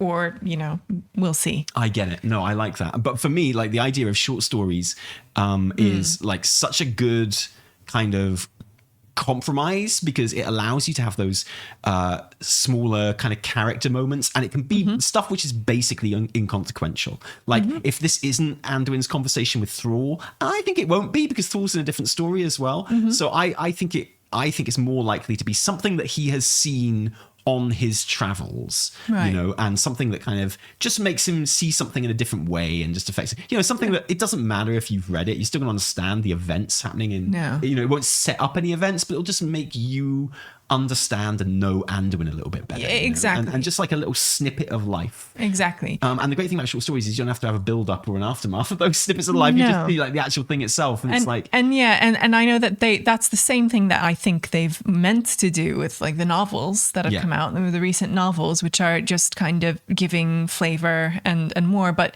it's, you either end up having a novel length bit of writing that's just flavor, which is doesn't really work, or you put in some plot and some events and some conflict, and suddenly you're progressing the story in a way that a lot of people don't want to see happening outside of the game, right? So exactly. I'm with you. I feel like using the short story format makes a lot more sense. Also, look, we're talking about like WoW players, so it also allows you to cover a whole lot more characters as well, exactly. which I think is really interesting, and characters you might not otherwise have got to cover, such as the next story from Andrew Robinson. Andrew Robinson takes Gazlowe to a struggling goblin city where he aims to inspire its citizens to more worthy actions. More worthy ambitions. Oh, ambitions, sorry, yeah. So more worthy as in like, don't be all just about inventing blowing up stuff and getting money. Presumably, I don't know, go for renewables. Sure, build right. a wind turbine, right? Exactly. Maybe some rechargeable batteries. I like electric cars, stuff like that. It'll be really good. I'd love it if Gazlo's like, yo, wind turbines, let's do this thing. Yeah. And hopefully some workers' rights as well. Yeah, why not? Be pretty good. Like, I'd like to see Gazlo really further the labor movement in Goblin society. I think it'd be fantastic. Yeah, but they're framing this as like, Gazlo is not Gallywix, right? He's kind of the opposite of him, and he wants to have some kind of impact. He cares, right? Yeah, exactly. Or so we're told. So, what is he gonna do? What are the ambitions? Well, something he wants his worthy, people right? to? I mean, what are the things that goblins are known for that aren't worthy? Obviously, the kind of constant pursuit of profit and the double crossing and the sort of association of status with wealth and stuff in goblin society. So I guess not that, like the opposite of that stuff. Yeah, or maybe turning away from selfishness towards like community and helping others out. Oh, sounds a bit communist. This is all a bit soft. Sounds a bit socialist. What did I say in the beginning of the podcast? What is live capitalism. What is the title of this? There's a story that Evie's thumbnail. going to be skipping. Yeah. Evie's like, won't be reading this Tommy Gazlo story. Oh my god. Okay, right. There's our thumbnail. There's our clickbait thumbnail. That's what we're doing, right? We're going as clickbait as possible, which I definitely think we should. Yeah. You, Justin, no bra, and in your Vi top. No, you. Right. That was your idea. I was about a bra, and you're like, I'm not wearing a bra. Let's do this thing. And you're like, WoW book goes commie. Long live communism. No, long live capitalism. Yeah, so you can't even say WoW book is communists. Question mark, exclamation mark. Long live capitalism. And also, can you hold a rifle? I think that'd be pretty cool too. I just think that would really. I'm American, but that is just huge untapped potential there. It'd be fantastic. I just think it would change some minds about us. That's all. Change some assumptions about us. Next is this is one that sounds really interesting to me. Thrall grapples with his son's coming of age in a heartfelt story by Jonathan Maberry, about what it means to love and let go. Oh, right. So Thrall's son has some big shoes to fill. Wait, do you know what this sounds like to me? Okay, what does it sound like? Sounds like Thrall's wife is about to die. What? Well, why else would they need to learn what it means to love and let go? No, as in what's important to them that they need to love and let go? No, it's about his son. It's Thrall learning to let go of his son, who you're right. Right, who may or may not follow the same path. I can't read that one. Oh, anything with children, dude. yeah, right. Anything with like dads and their son. And daughters now as well these days. Oh, yeah. I can't do it. If there's any kind, I can't do it. Do you know why? Because where's the war? Where's the war in WoW? Voices Within is dead. Voices Within is this is the thumbnail. You in no bra and just that hat like this. Oh, but not too much. No, don't want to cover your face. Just like and like Voices Within is dead. That'll be it. No, but it will be. It'll be like I need to let you go and do your own thing and your own path. And it's like and maybe he comes along and he's like, Dad, I want to be just like you. It's like, oh, you want to be a mighty shaman who helps people in need? He's like, no, I want to like move to Nagran and be a farmer and grow shit wheat. Yeah. That's what I'm all about. Right. Surely, this is also going to be tied into the fact that Thrall is going to have to let go of that. He's going to have to let go of his like bucolic country life. I feel like he let go of that a long time ago. He has around the same sort of time that the Hearthstone tabbard hit the data. Right, it's been a while. Well, it has, but he's still. But yeah, this feels like something with his son, with like Durak making decisions of his own and coming to terms with that. Did you just look up Thrall's son's name, or did you know that? I knew it from from the thing you just looked up. From the article summarizing the book that I am just looking at. Well, there we are. I'm still right. Okay. Well, that's good. That's cool. That's one I'm looking forward to. That's one I'm probably looking forward to the most, actually, except for the fact I won't read it because it'll make me cry. Delilah Dawson gives voice to Alleria Windrunner, desperate to connect with her son in a tense, bittersweet journey home. Oh, so this is the one I'm really excited about. Yeah, actually, me too. Yeah, this one's super. Again, though, it's another kind of like parent-son thing. It is. So yes, this will be a story about Illyria and Eretor. right? And Eretor was basically separated from his parents for a very long time, right? Illyria and Taliesin disappeared through the dark portal for ages, and by the time they came back, Eretor was like, I'm a man now. Yeah. Well, he was. And we met Arator for the first time in the Burning Crusade. Okay, so he'd already been without his parents for quite a while at that point. And we meet him out in Outland, and he's like vaguely looking for them. And Arator has a really interesting dream that people have kind of forgotten about at this point. I have forgotten. But before Legion, the thing we knew about Arator was that he was there in Outland, and he's a really smoking hot blood elf, as you'd imagine. And he's a high elf, sorry. And he's dressed in the Vengeance set. Because that was one of the only good paladin transmogs at the time. And he has this dream where he's basically dreaming of his dead parents. Oh God! And like over like a fell wasteland and stuff like that. Okay. And there was always a lot of kind of speculation about that dream and everything that it might imply. And that's died down since Legion and the supposed defeat of the Burning Legion, right? Where, you know, it's like why would everyone be dead under fell skies and things like that? But you know, it's still there. It's still in the game. It's still a dream that he had, and he didn't mention it when he finally met his parents again on the Vindikar, the Blingdikar, back in Judgment. Back in Legion. And I've got my own theories about Arator. My theories that I've had for a very long time now is that he's incredibly important. Do you remember in Legion, Illidan obviously was a main character in Legion, and all the kind of the campaign story that you did in Legion was Illidan talking to Zera, the Naru, and there was loads of build up to that. Everyone remembers the end of that story when Illidan just zaps Ysera and blasts her into a million pieces, right? But there was that whole build up where, you know, it was Ysera that literally told us where to go to find Illidan and help him and bring him back and stuff. So Ysera is there, that whole story. And Ysera refers to the child of light and shadow. Yes, and, it was one of the prophecies. She always referred to it while talking about Illidan, right? So, you know, there was always a lot of assumption that she was talking about Illidan, but the child of light and shadow, I think it's fair to say, in hindsight, considering what happened, Ysera was probably... You mean Zera, not Ysera. Oh, sorry. Zera was probably wrong in identifying Illidan as the child of light and shadow. That sounds about right. Given what happened to her at the hands of Illidan when she tried to infuse him with light, and she was he was like, I would do anything to defeat the Legion, but I won't do that. And he zapped her into a billion pieces.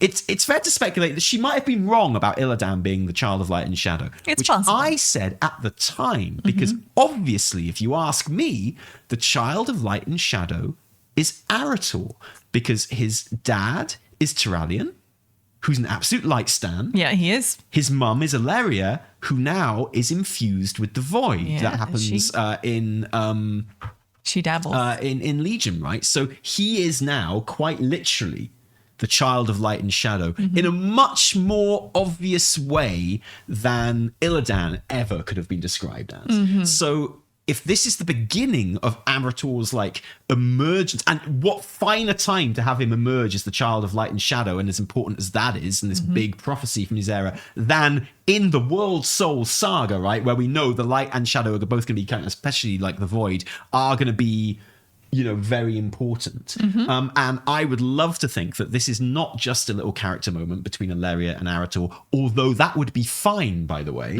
but also that it's going to kind of, you know, maybe just start nudging Arator front and center again, because we haven't heard anything from him really since Legion. This would be a good way to do it. Yeah, exactly. Yeah. So, you know, and when I'm eventually proven right about this, because in the comments to that video that came out in Legion, so 7 years ago or whatever, people were like, Tally, you're an idiot. You're so wrong. And I'm playing the long game on this one, right? I'm playing the long game. And if he is having a moment with Illyria in this book, it could be more of him embracing the shadow, because he's a paladin. He's light. He very much takes after his father at the moment. He is the literal child of light and shadow, but as far as the powers that he wields, he's very much light based and light infused, and a light shield like his dad, right? So maybe in the course of this story between Valeria and Arator and their heartfelt, touching moment, but that could maybe he's distrustful of Valeria because of her avoidiness. I was just going to say this sounds really interesting to me, because I think there's going to be a lot of distrust that he has for his mom, and this, like you were saying, some stories about fathers and sons and stuff.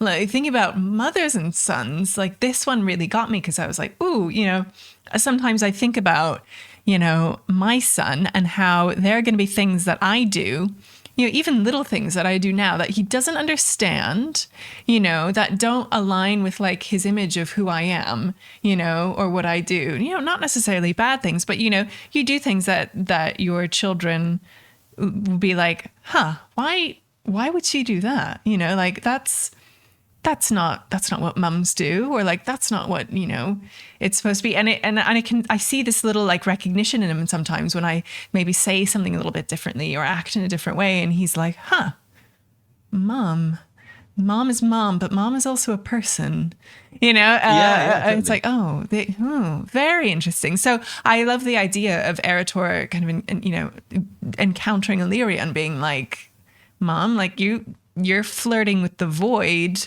which is like fundamentally not what I am into. Like, that's wrong. So cringe, Mum. It's so cringe, Mum. Embarrassing. Stop talking about the void around my friends, Mum. They're all paladins. They don't like the void, Mum. Stop talking about it. Oh my God, just drop me off down the road. Drop me off around the corner. Stop talking to my friends, Mom. No one can call Illyria in that new like armor set cringe. She is the coolest. Yeah, no, but I think that's really lovely what you're saying there, and that's what it sounds like. I think this story could be the rebuilding of their relationship and the first hints that he's like, well, actually, maybe the void isn't so bad, and actually, maybe a combination of the two can be pretty cool. Because I feel it's likely she'll say something like, look at me and your dad. Yeah. We couldn't be more opposed in terms of the forces that we wield, and yet we're a great team. Mm-hmm. We love each other. Mm-hmm. We work well together. Mm-hmm. We created you. Mm-hmm. And he's like, yeah, okay, maybe mixing a bit of the old shadow and light isn't the worst thing after all. Mm-hmm. And then my character, Mavamwi, the discipline priest, comes along, and goes, at fucking last, yes, exactly. Thank you. I've been doing this the whole time. Like, I'm the child of light and shadow. But I don't usually read out comments while we're doing this show because but Brenny Brent with a comment that came up a lot in that video to say that she wasn't void infused when Arator was born. Right. But and that's the main criticism I hear of this theory, that he's the child of light and shadow, because it's like, well, he wasn't born, like he was born way before she became infused with the void. Yeah. And it's like, yeah, but like if my dad became a wrestler tomorrow, I'd still be the son of a wrestler, Yeah. Like they'd still be like, oh, Tally, the wrestler's son. No one would turn around and go, oh, whoa. He wasn't a wrestler when Tally was born, okay? You can't call him a wrestler's son. Yeah. No. Yeah. Like, she's infused with shadow now. He is the child of light and shadow, right? Yeah. I agree with you. Like, okay, it's not good, literal. It's not his DNA doesn't have to be infused with light DNA and void DNA, right? Like, it's just... so as prophecies goes, he's the child of light and shadow, even if she wasn't to do with the shadow when he was born. Anyway, I'm glad you brought up her new look in The War Within, because I'm hoping that maybe it will kind of explain this look. I can't wait to work out why she's dressed like this. Same. All the new, what do you think of the new look? Because I've seen a lot of discourse on Twitter this week complaining about the new look, saying it's cool. Why? But it doesn't. Well, there's two things. Okay. One is that it changes Illyria's established color scheme. Mm-hmm. So Illyria's established color scheme is green, right? Yeah, absolutely. She is a ranger. And she goes all voidy. She is the original void elf, right? And she goes all voidy when she's got her void powers and stuff like that, and when she's using them. But the rest of the time, she looks like a high elf ranger, because that's what she is. And so she's dressed in green. She's got the cool high elf ranger tattoos, etc. And now to be honest, she looks like the sniper from StarCraft. Yeah, she looks incredible. Yeah, she looks really, really cool. But the other thing is, like, so she's all dressed in silver and black and blue. She looks like a standard kind of voidy elf, but also she looks like her sister now. She has the same color scheme as Varisa. So it's actually quite difficult to tell Varisa and her apart in terms of like their general, you had a purple one, you had a blue and white one, and you had a green one. And that was the Windrunner sisters, and it was easy to understand it. Yeah, I get that, but at the same time, this is like a completely different look. Like it feels spacey and voidy, and I don't know. I really love it. Do you think Varisa's going to get a look change as well? Just change into green? She's it's a nice green top you don't need. Are you using this top? This is lovely. I'd love like a really girly scene between the two, like in like like Illyria's boudoir. And Varisa's just like, yo, do you wear that top anymore? Because I don't really think that would look good on me. And no, she's all green now. Yeah.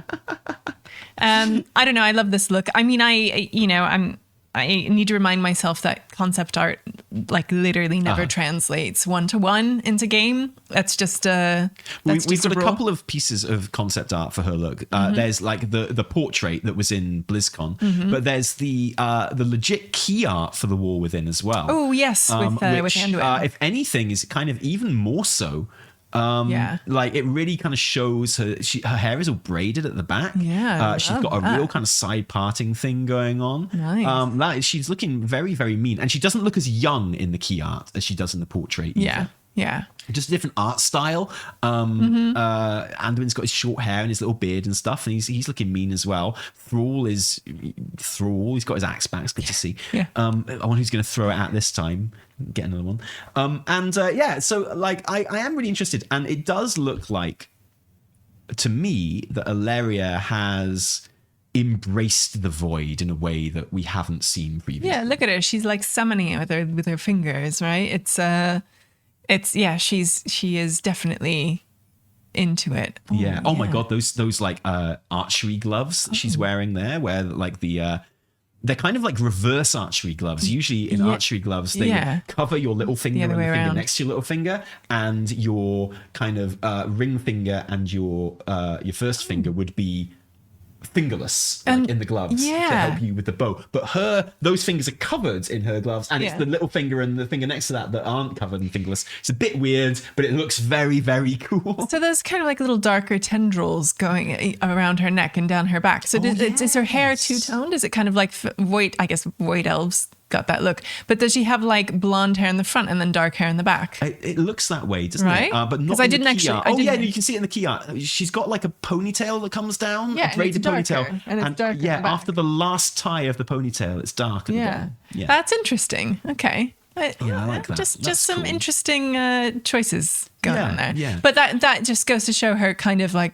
original blonde, high elf look is like, kind of, the void is just kind of catching on the edges, right? And kind of coming up it.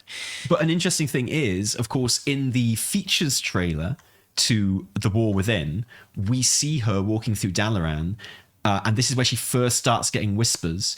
But the suggestion is that her whispers don't come from The War Within, or don't come from the same voice that is underneath Azeroth. Okay, so the voice whispers to Anduin and to Thrall. We see that in the cinematic to The War Within.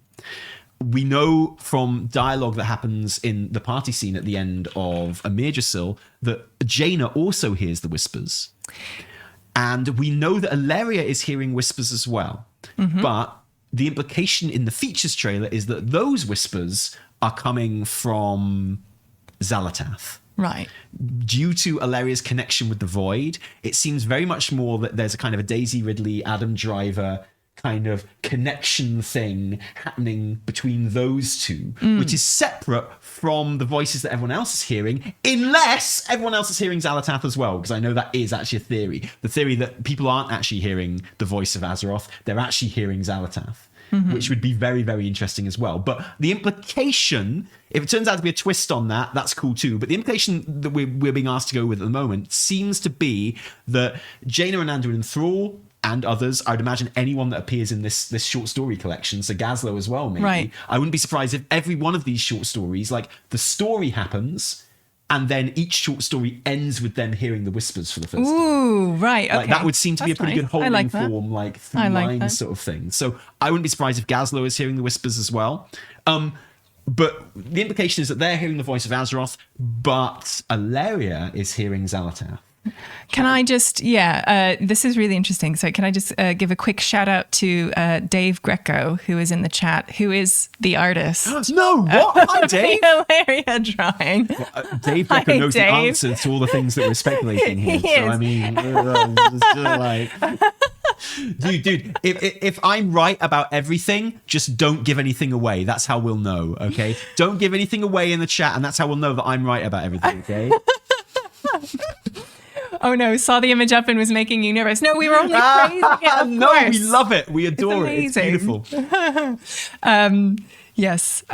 So thanks, Dave, for an amazing, beautiful picture of Alleria, because I love it. I Yeah, think plenty of people really do. sick, really cool. But the interesting thing for me is that, well, not the interesting thing, but an interesting thing for me is that when we see her in the features trailer where she starts receiving these whispers, she's not dressed in the new stuff. She's dressed in her old gear. She's dressed in the gear that we know her as, right? So she turns more voidy and, let's be real, bit more sexy and cool and edgy as well. The void has that effect. He becomes this hot void elf. Look at these boots, man. These boots are incredible. looks amazing. Oh man. I mean, look at these little knee pads. Oh god, I love it so much. Can I get this transmog? This is the question every hunter is asking.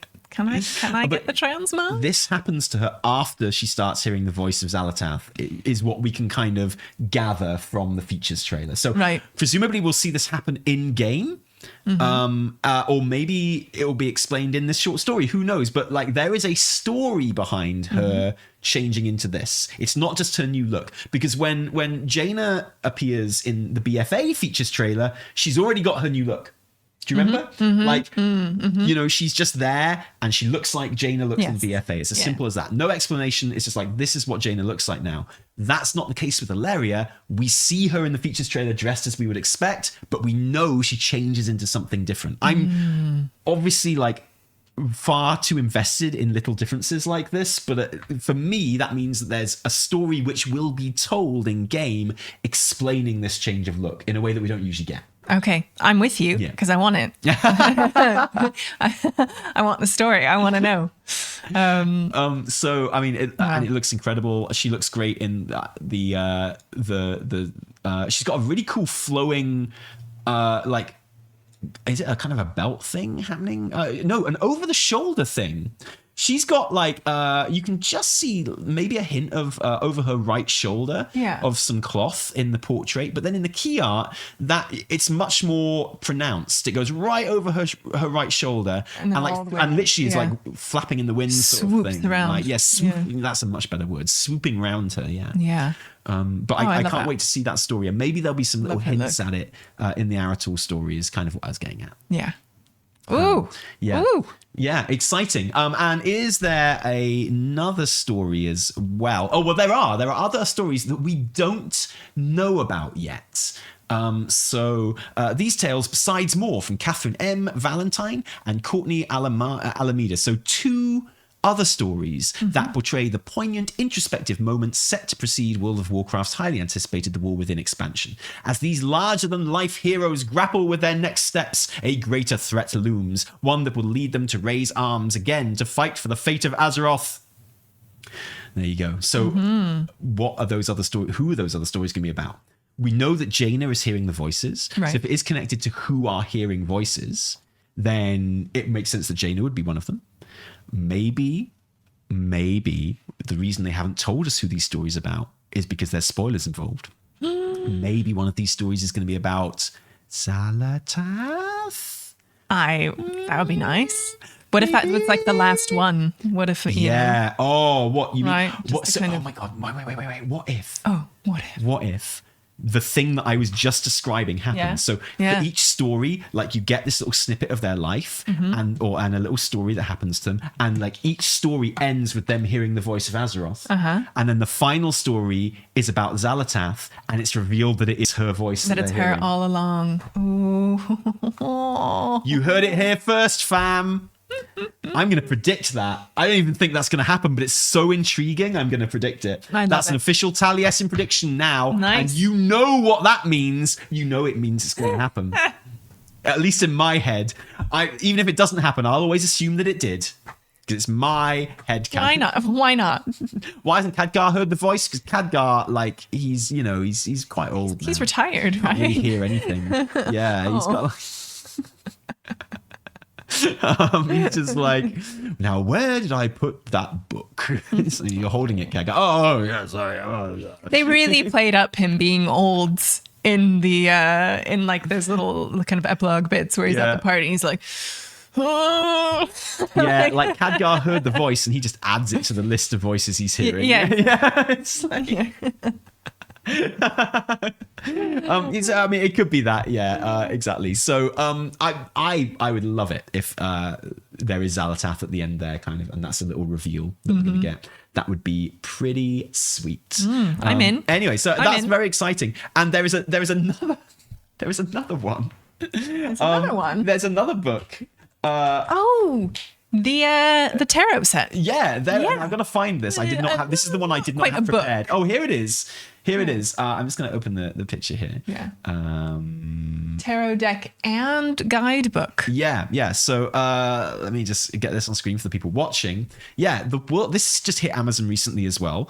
It's already got a really cool piece of art on the front. In fairness, Final cover to be revealed. A simplified version. Interestingly, a simplified but new version, as far as I'm aware, of the Cosmos chart. That's what it looks like. Which is very, very interesting as far as I'm concerned. And that's on the front cover there.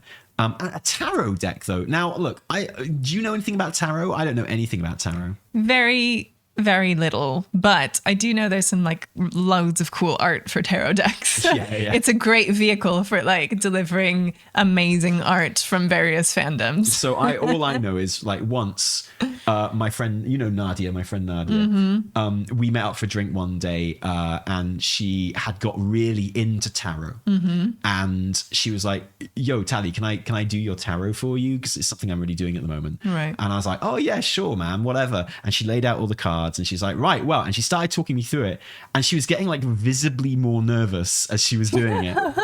And I was like, what? And she was like, look, Tally, I've got to say, this is like by far the most worrying reading I've ever done for anyone. Like, my reading is basically telling me that your life is incredibly fucked up. And I was like, oh, well, you're getting really good at tarot then. Yeah, well done. Absolutely. You're spot on. Fair play. So that's my one and only experience with tarot. Basically, someone wanting to give up tarot because they were so harrowed by the reading that they gave me. Have you ever had a tarot read? I have not. I never had. But like I say, I've just browsed lovely tarot decks because they're really nice. They can be really nice. And I'm curious about to see who's going to feature in this. Because as far as I know, there's no art. There's nothing that they've shared from the actual not deck yet. yet. So we don't know the style. We don't know who's going to be in it, who's going to be what. Is it possible curious. that this art style for like this kind of like line drawing kind of 2 or 3 tone kind of simplified but very stylized art style that is kind of previewed on the front cover, even though it's not the real front cover? Could this be a hint at what the art of the tarot is going to be? Like, so I don't think it's going to be Hearthstone style, put it that way. No, I think it's going to be. I think it's going to be like kind of the key art style, basically. Just like kind of really kind of lush illustrations. You think it'll be that lush? Yeah, See, I don't think it's going to be like super stylized. I think it's just going to be like that. See, I'd like to think that it will be a bit more stylized. Like Dragon Age. Right? Just more. My guess it would be more angular. Well, that's what I mean. Like do you know the Dragon Age like little tarot? Oh, there's Dragon Age tarot cards? But the actual like yeah. You know, the actual like Dragon Age, like little the same sort of Inquisition, thing, like it's more pictures. stylized and more kind of angular and I guess. Just the whole like Dragon Age look. Yeah. That's what I would guess from WoW. Like I say, I don't think they're going to be. Yeah, I don't think they're going to be like taken from the game. I don't think they will be key arts. I like to think that they would be completely new designs. That would be the appeal of them. Really, would be new art. For most people. Well, yeah, and seeing like who is associated with which card. Yeah, right. Exactly, That will. I mean, Sylvanas would be death. Stir a lot of pots, right? Like that'll be. I'm really curious. There's not many cards that I actually know in tarot. Maybe we can have a little kind of guess at what some of them will be. Tarot cards, right? And kind of assign their meanings. Yeah. Oh no, why it came up Dragon Age tarot cards? Yeah. Why? Because it's used in the game. Like the art style is very like. Oh yeah. But okay, so what are different kind of things in tarot? Let's pull up the list of. Can you find some? Yeah, I can't find just a list of tarot people. Tarot people. Yeah. Right. Okay. List of tarot cards. Mm-hmm. Here we go. All 78 cards and their incredible meanings. So the Fool. Who would be the Fool? I know. Millhouse Manastorm. Yeah. Millhouse Manastorm will be the Nice. Fool. The Magician.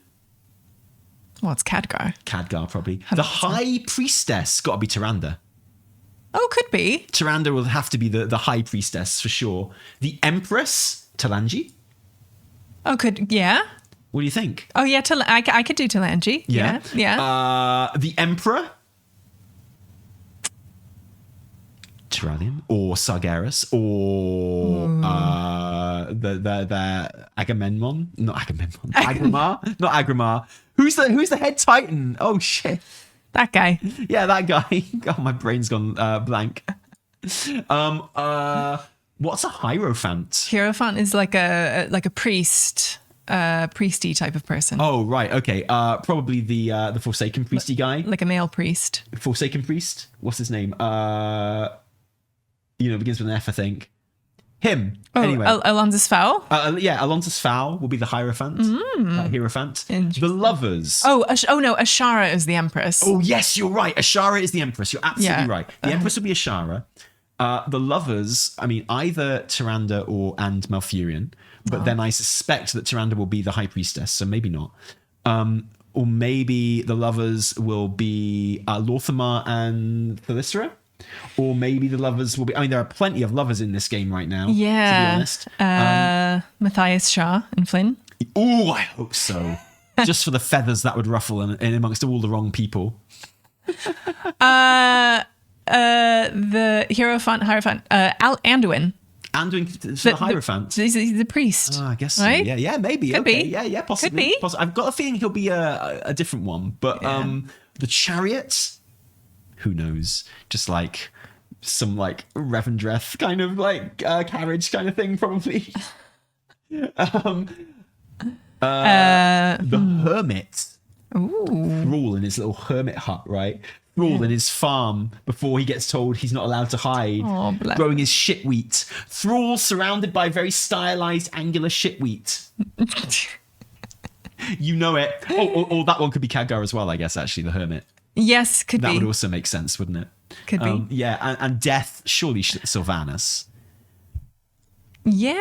I mean, I know you could think of characters that would fit it better, like, the Arbiter or the Jailer or whatever, or Argus or something like that. But you just make her Death, right? Of course you would. Like that just fits the entire concept of the tarot deck more. Yeah. Of the WoW tarot deck. Yeah. Judgment. Yeah. Where's Judgment? Would be who's the paladin from Wrath of the Lich King? One who dies in Legion. Oh, shoot. That one. Well, it could be Uther, I guess. Yeah, it could be Uther. The Arbiter. But I'd go for the Arbiter for Tyrion. No. I'd put Tyrion as Judgment. Okay. Mark my words, Tyrion will be Judgment, 100%. Out of all the ones I've just predicted, that's the one that I'm putting my proper prediction on. Yeah, here we go. Bet me now. Bet me 100 subs in chat, guys. Tyrion Fordring will be Judgment. Completely. Karazhan will be the tower. All of this stuff. Yeah, exactly. Like you can have so much fun with this shit. Yeah. Who will be the sun and the moon? Well, I mean, maybe we'll know what Alun looks like by then. Yeah, Who this knows? is very alliance heavy, so I'm sure there will be some. Well, look, I put Sylvanas' death, and everyone's like, no. Wheel of Fortune would be the Great Vault. Oh my god! Could you imagine?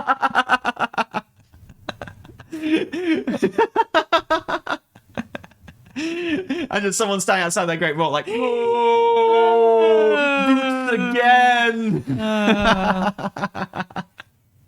Yeah, it'll be excellent. It'll be really good. So anyway, plenty to look forward to there. I need to hear more about this tarot. Yeah, me too. And this will encourage me to maybe do some tarot, because it comes with a guidebook as well. Right? You get the set of cards, and it comes with kind of an explainer. Well, I've seen that we have some professional tarot readers in our chat, right? Yeah, so right. I mean, I'd be very interested to hear your comments on that. People who actually understand literally anything about tarot, and aren't just going off like the word. We were just the like, cards are cool. And they go, oh, I know someone who's a priest. Yeah.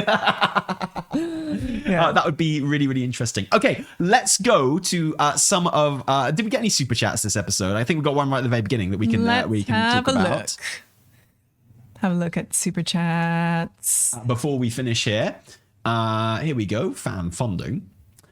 So from Rico, hey Tally, hey Evitel, love to see you all. Really nice cosplay. The super chat is dedicated to ask Tally to wear his Vi cosplay in the next podcast. I mean, the thing is, Rico, I haven't lost any bets. So there's always that. And, when I lose the bet, if that ever happens, which seems unlikely, then that'll be the time for Evie to make that suggestion, I guess. Right. Well, I'll have a think. It is going to be Gail's magical pants. That's literally it. Right. I can't wait for the weekly resets. Yeah, this is a promise we made on the last weekly reset. We did? Let's just go over it here, just so people who don't watch the weekly reset can hear it. Let's. So we had a chat with some of our patrons. We asked around. We wanted to see how people felt about things and what we're doing and what we do and don't do well. And we open can of worms. Yeah.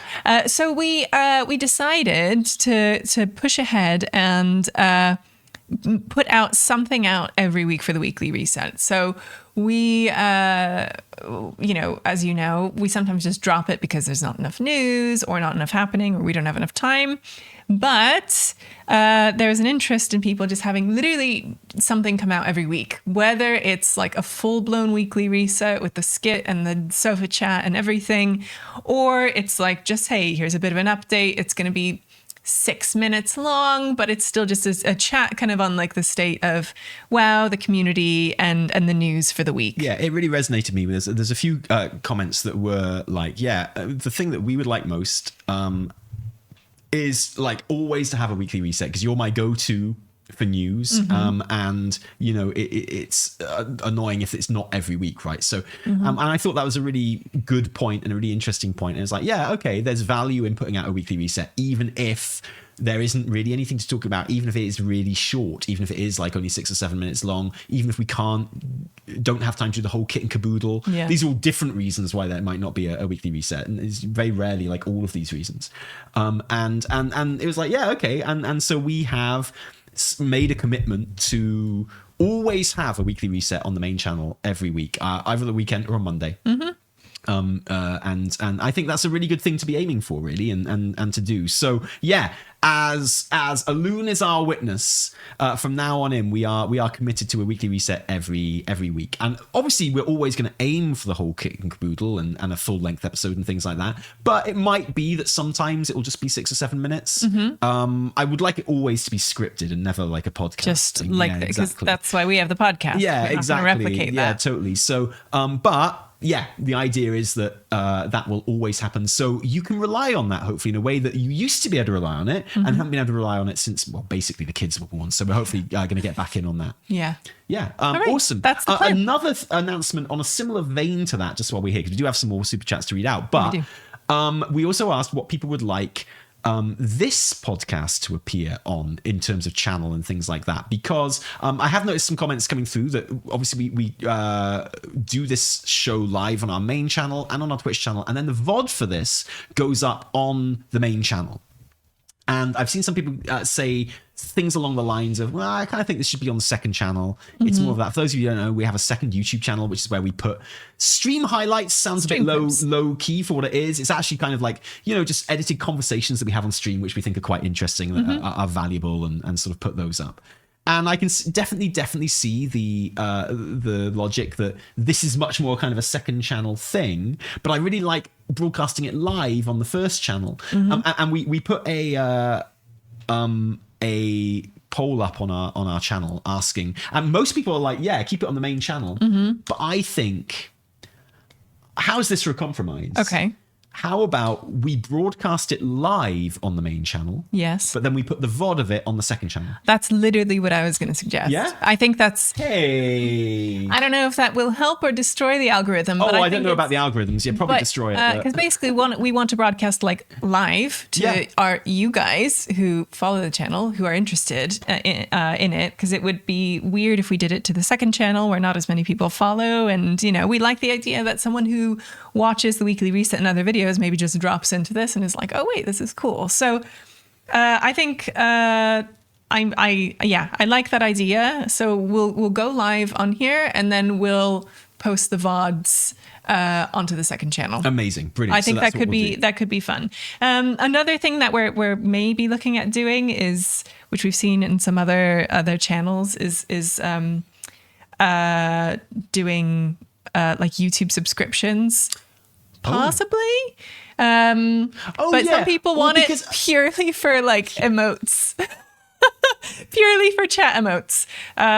I don't know if it's worth it. Something we're thinking about. It's not something we ever enabled before, because of course, like we got Twitch for that, right? Exactly. But we have had people ask us about it who only watch this literal live broadcast and don't watch the Twitch. So on this YouTube, this is their live T&E experience. Yeah. And have shown interest in wanting some emotes and stuff. So maybe we'll enable that. Maybe we will. Just for that one reason. Yeah, exactly. And it would never be like a required thing, but whatever. You'd get a little badge by your name and some goofy emotes to throw into chat. I guess so. Yeah. Who knows? I don't know. Let us know what you think about that, right? Yeah.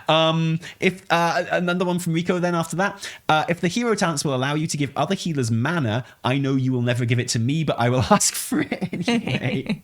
I mean, I think that is a priest hero talent that allows, and this is where a lot of the controversy of hero talents has come up with, of course, is priest basically the Oracle talent tree basically turning them into a support class. It replaces PI, very controversial talent for priests anyway, because of the way it's very much benefit to other players, rather well, it's to yourself as well, as will be the Oracle thing, premonition. But yeah, it really doubles down on PI, becomes this new thing called premonition, which increases damage or gives mana back, or it kind of cycles through which effect it is.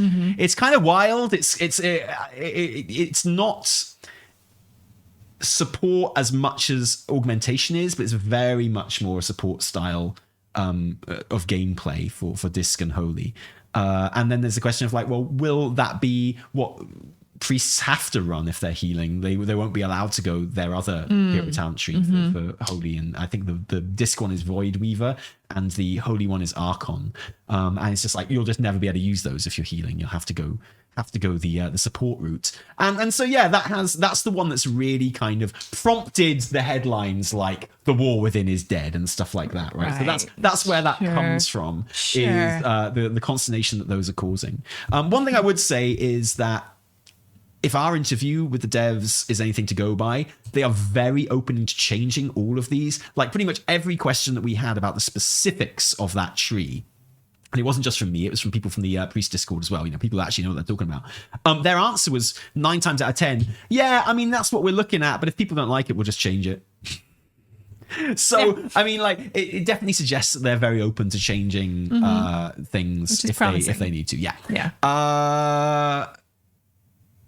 From Revan. Oh, good to see you on the YouTubes, Revan. I just wanted to say I love the podcast and all your stuff, to be honest. And Tally, thanks for your dragon riding mod. Changed my life. not my dragon riding mod, friend. I just pointed it out to you. We're talking Ellie Keyboard Turner's dragon riding mod, Dragon Rider. I highly recommend you go and check it out. Very good. It's changed my life as well, and has allowed me to go check out the video on our second channel. Yeah. This one, dragon riders hate him because of this weird trick is what I should have called it, but that's not what I called it. Evie with no bra and a rifle in the thumbnail. Yeah, exactly. Absolutely. Riding a dragon. Buddy Jajura, cheers fam, love seeing your Thursday mornings. Q, is there a character you miss from an older expansion who you'd love to return as a whisper hearer? Ooh. Madan. Bring him on. Madan's been kept on the sidelines for too long. Bring that motherfucker on. Bring him in. Get him doing it. I raise you a Medivh. Medivh. Yeah. Medivh. Not. He's like, he comes back and is like, guys, you're not gonna believe this. I know I'm a ghost. Listen. But I'm hearing whispers from Azeroth. Hey, man. Why not? I'd like Xalatath to start hearing them. I like Xalatath to be like causing shit, Like, and Azeroth's just like, hey, stop. Hey, don't do that. Hey, stop that. Hey, this is not what I asked you to do. Yeah. I love it. I would love. There are lots of characters from BFA who I'd love to see make a comeback, and a lot of them got kind of put on the back burner. But my favorite. Do you know what? Genuinely, I think if you'd given us this question before, like maybe last week, I think I'd have probably said Arator. Like interesting. Legit. I think I'd have probably landed on Arator, and the fact that his name is now cropping up again is like super interesting to me. Yeah. I think that'd be kind of cool. I'd love to see a bit of Arator. I think you will see a bit of Arator. I think so too. I think we are very much delving into the Terralian Alleria Arator family here, and I think there's going to be a lot of fun to be had with that. And we've been waiting for that since Legions, so playing the long game on those three for sure. And lastly, from Rico, you missed my question about your S tier Shadowlands Skybox at home situation. Oh, Rico, yeah, okay. So the reason we didn't have a podcast last week was because we did get the Shadowlands Skybox in our kitchen when we had a big hole in our roof. But one of the reasons Evie's Vi cosplay is substandard in her own eyes, although no one else's, I don't think. It's just, not if I would have had a little more time. I was literally like right before I jumped onto screen, I was just still like doing this. But you know what? And perhaps the next time I lose if that ever happens. Well, I want to get you to do the same one again, but I think you should do it again like fully, just for the fun. Just maybe. But the reason you didn't have as much time to do that as you wanted is because someone did come around and fix the hole in our ceiling today. Yes.